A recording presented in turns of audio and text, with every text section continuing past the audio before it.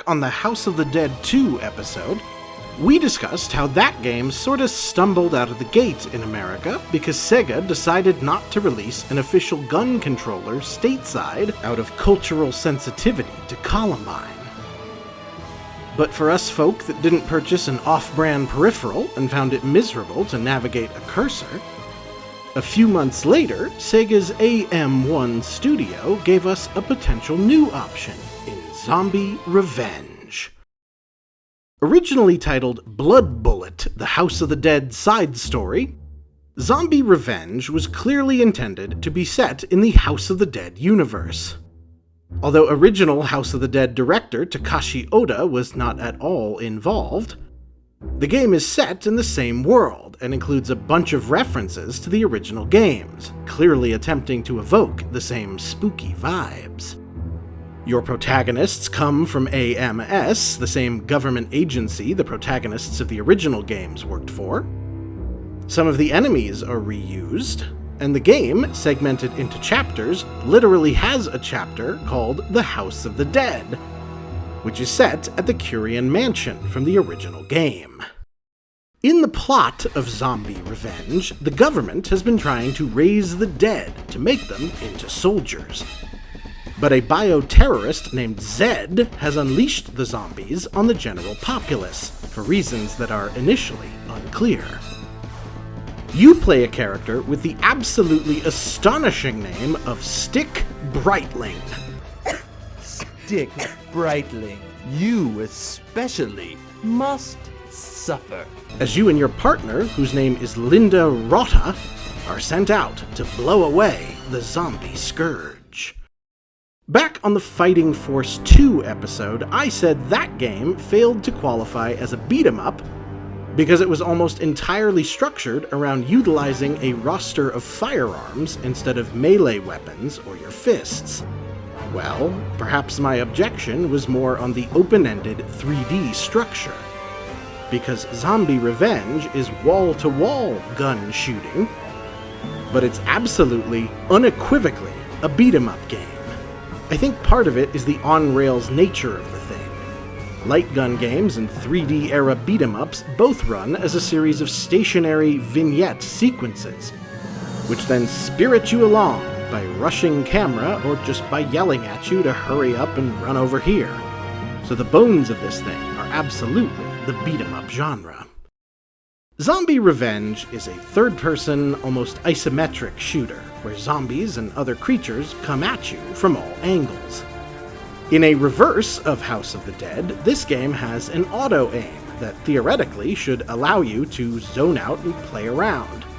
But unfortunately, that automatic aim is real inexact. And actually pointing your gun at the enemy you intend to and being able to fire at them becomes an inexplicably pretty specious business.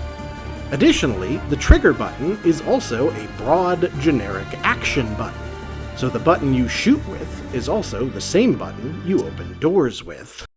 We also have to talk about the oral experience here. Zombie Revenge does a generally good job with mining the spooky, cheesy horror vibes that its forebears do perfectly, and it honestly has slightly superior voice acting. Are we still following this guy? He's the one making the zombies. To catch him, we have to follow.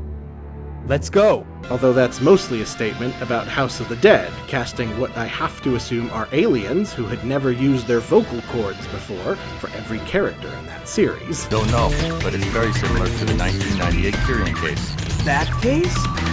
James, go and prevent the confusion in the city. But we have to discuss the omniscient voiceover announcer, who insists on letting you know what item you've picked up every time you pick anything up, which leads to ever-present, very funny situations where your success means you're being serenaded by bullets, bullets, bullets, bullets, antidote, antidote, bullets, every time you do anything. Bullets, bullets, bullets. Bullet antidote, bullets. Machine gun. Also, the noises it plays when it's trying to get you to go somewhere specific are ear-splitting. And these little enemies who yell, yelp, yelp, yelp, yelp, until you kill them.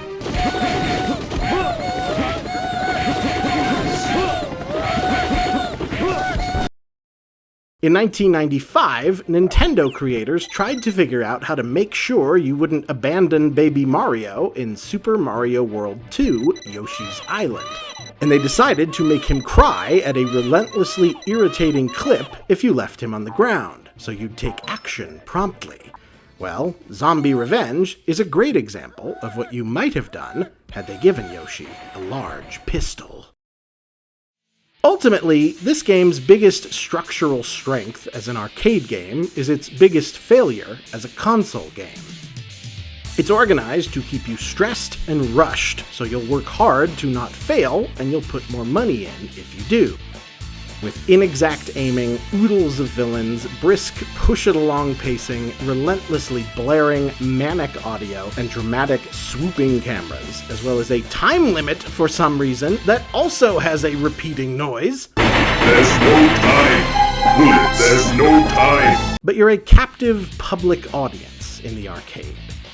And Zombie Revenge has its moments, but is so irritating and sort of broadly broken that the first time you die, it just ends up feeling like nothing you want to spend any more time with than you have to. Next time, looks like it just says, say something about Soul Reaver. I forgot to come up with anything. Next week is Legacy of Kain, Soul Reaver.